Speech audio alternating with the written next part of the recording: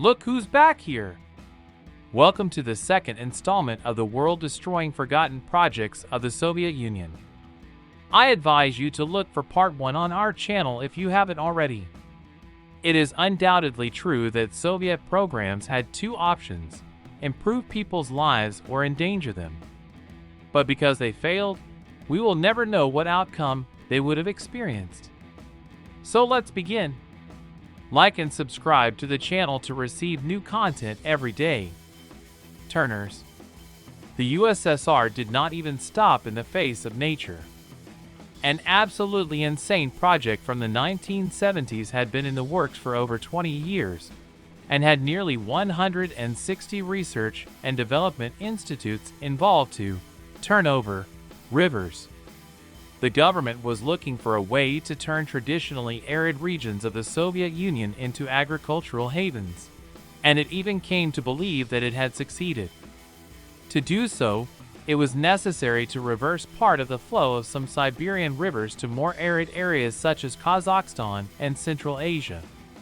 For example, the waters of the Irtysh would be completely diverted through special pumping stations, water nodes, and dams.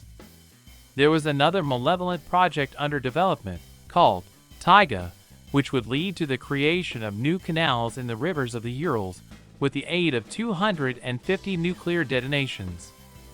They were only able to carry out 3 of them, however, realizing that they had already caused irreversible damage to the ecology. They came to the same conclusion about the idea of reversing rivers, and common sense prevailed. Torre Tatlin. Although the monument to the Third International, known as the Tatlin Tower, never got off the ground, it still managed to become a symbol of the Constructivist school around the world.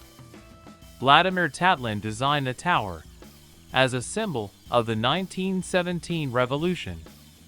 The 400-meter-high building would also rotate. The cube would rotate once a year, the cone, 1 per month, the cylinder, 1 a day, and the hemisphere, 1 per hour.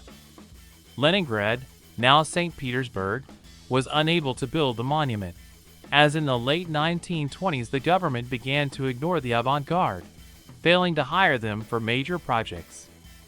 Earth lighting from space. Another seemingly unthinkable space project was nearly put into operation in the 1980s. Soviet engineer Vladimir Soromiatnikov, who developed the space docking system we use today, came up with the idea of spaceflight using solar energy instead of rocket fuel. Therefore, space mirrors, or solar sails, would be employed. Another idea came from there.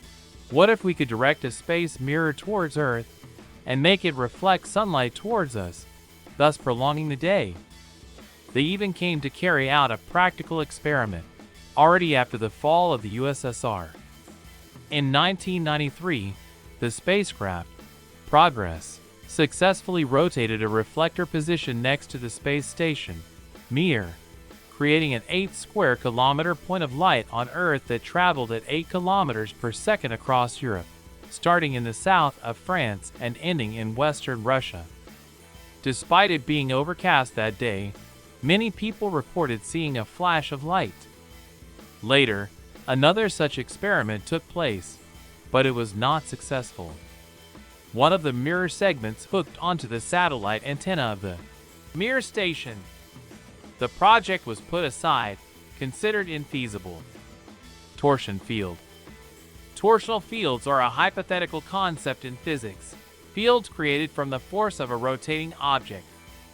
In the 1980s, the USSR believed so much in this theory that an entire program was set up, involving academic researchers, the KGB, and the Ministry of Defense, to study the effects of torsion fields. According to Soviet scientist Anatoly Akimov, understanding the concept in practice would lead to unique discoveries: a torsional motor, a source of torsional force, materials with new physical properties, as well as allowing geologists to see across the planet the way like an X-ray, which would lead to faster discovery of precious minerals. The utopian theory was sponsored by the government, but it did not bring any results, nor any scientific discoveries to support the existence of the possibilities suggested above. In July 1991, at a meeting of the Science and Technology Council, the program was officially declared a pseudoscience, and thus it was terminated. Big projects, right? What do you think? Tell me in the comments below. Like and subscribe to the channel and check out the suggested video. I'm pretty sure you'll find something interesting and valuable.